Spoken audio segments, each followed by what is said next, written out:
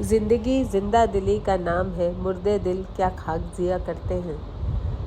बहुत ही अच्छा स्टेटमेंट है। तो इसलिए लाइफ को खुल कर के जिए। और अब इतने सारे हमने एपिसोड्स आजकल देखे हैं कि इससे क्लियर हो गया है कि ज़िंदगी के अगले क्षण का ठिकाना नहीं है। कितना संजो लो, कितना बटोर लो, लेकिन पता ही नहीं है कि कब बुलावा आएगा। तो इसलिए ज़िंदगी को भरपूर जियो और नेक काम करके जियो, क्योंकि हमारे हाथ में कुछ नहीं है। हम चाहकर भी कुछ नहीं कर सकते। लाख धन हो, दौलत हो, शोहरत हो, इज़्ज़त हो, सब कुछ हो, लेकिन साथ कुछ नहीं जाना है। और बड़े से बड़ा आदमी भी पैसे के बल पर कुछ नहीं कर पाया। आपने देखा कितनी बड़ी बड़ी हस्तियां चली जाती हैं। पैसा बहुत है, इतना पैसा है कि आप सोच भी नहीं सकते, लेकिन तब भी जान नहीं बचती है। अभी आप देखिए जो संजय कपूर जी हैं,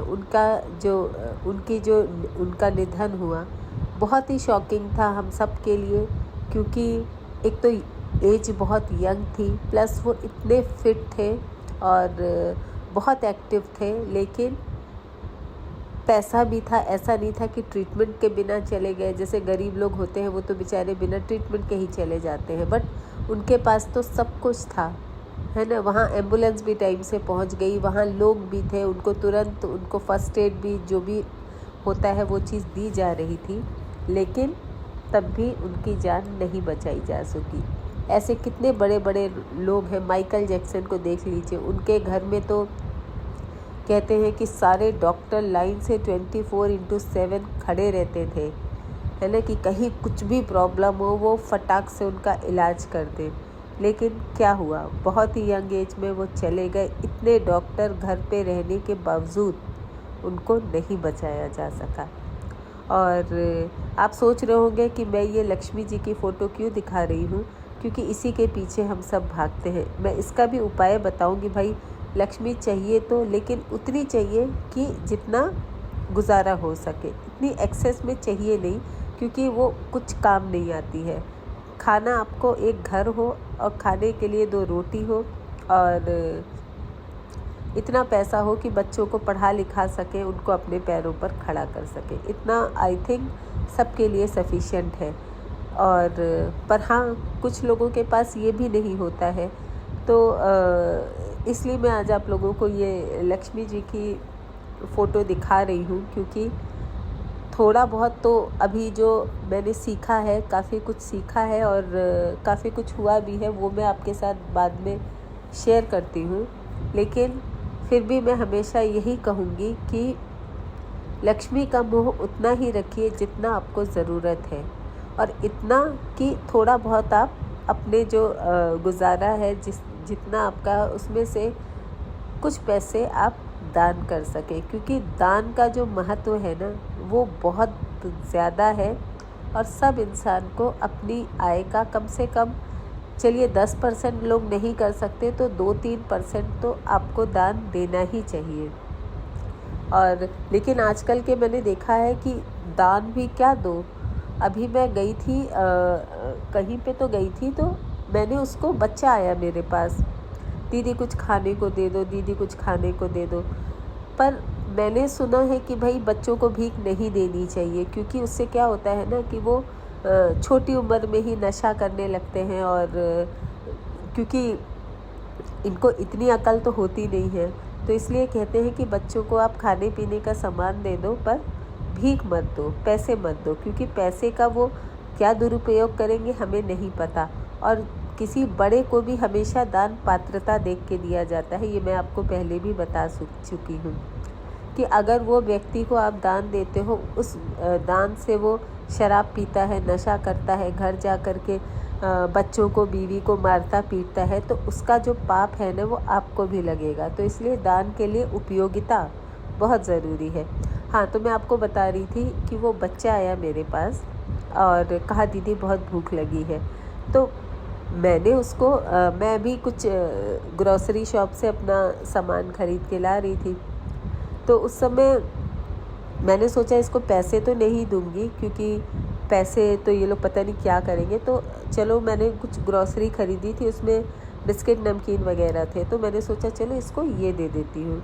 तो मैंने उसमें से निकाला और मैंने उसको दिया। लेकिन अब आप ये देखिए कि उसने मना कर दिया लेने से, क्योंकि कह रहा नहीं दीदी मुझे खाना नहीं, मुझे पैसे चाहिए। अब आप ये देखिए कि अगर किसी इंसान को सच में भूख लग रही है और वो सच में तड़प रहा है भूख से, तो उसके लिए तो एक सूखी रोटी भी बहुत काम की होती है। लेकिन मैंने तो उसको अच्छे बिस्किट, अच्छे नमकीन दिए, लेकिन उसने नहीं खाया, उसने मना कर दिया। क्यों?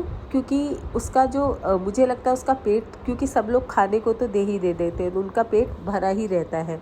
उनको चाहिए होते हैं पैसे, और पैसे बहुत सोच समझ करके देना चाहिए, जैसे मैंने कहा था। तो मुझे वही लगा कि अगर इसको सच में इतनी भूख लगी होती और इस तरह से वो शक्ल बना करके आया था ना, कि आप सच में सोचोगे कि चलो यार उसको कुछ खाने को दे देते हैं और इसको भूख लगी है, लेकिन उसने मना कर दिया। तो यानी उसको भूख तो नहीं लगी थी, और शक्ल ऐसी कि आप धोखा खा जाओगे। मैं भी धोखा खा गई, मैंने सोचा कि चलो इसको दे देते हैं।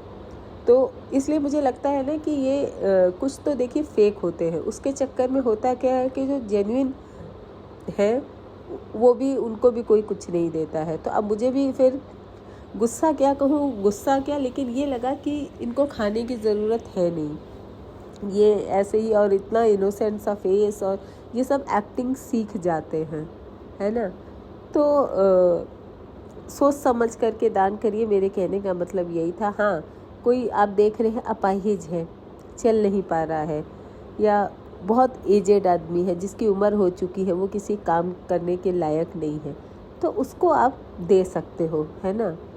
क्योंकि फिर उसको तो समाज में कोई काम भी नहीं मिलेगा, एजेड आदमी को या अपंग है कोई, उसको आप ज़रूर दीजिए। लेकिन ये जो बच्चे होते हैं ना, इनसे तो मैं क्या ही बोलूँ मैं, कि मैं भी धोखा खा गई। खाने को मना कर दिया, बताइए कि नहीं नहीं मुझे ये नहीं चाहिए, आप मुझे पैसे दो। अरे मैंने कहा तुम्हें भूख लगी है तो तुम ये खाओ ना।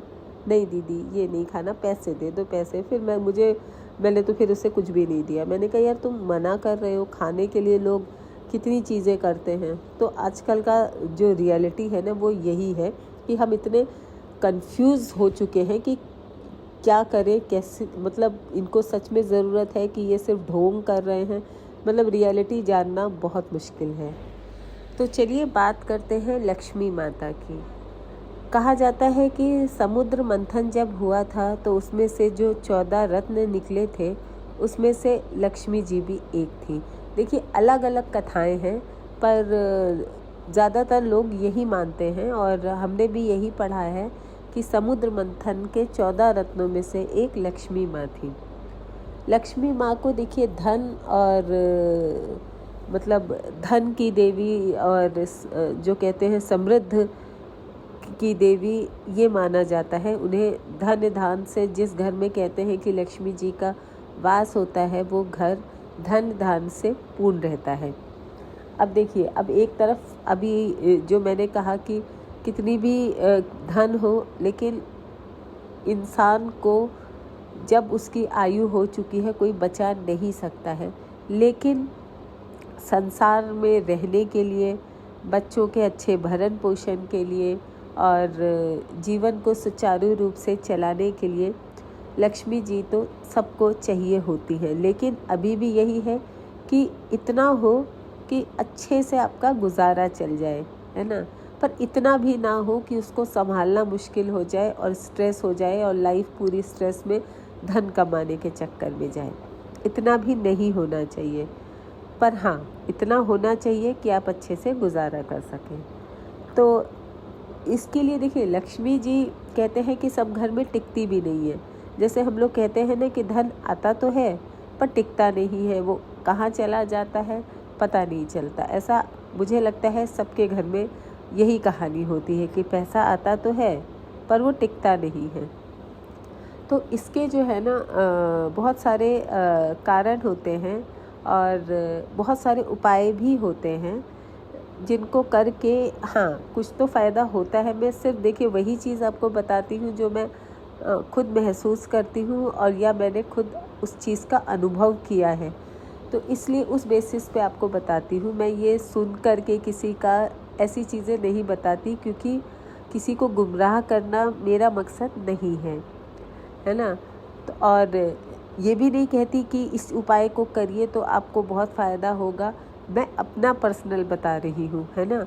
तो और मैंने भी मतलब देखा है, सुना है, तो ट्राई भी किया है। पर हाँ, एक्चुअल में चीज़ें कभी कभी वर्क करती हैं, पर अगर अच्छी और जेन्युइन चीज़ें हों, अच्छे लोगों की चीज़ें हों।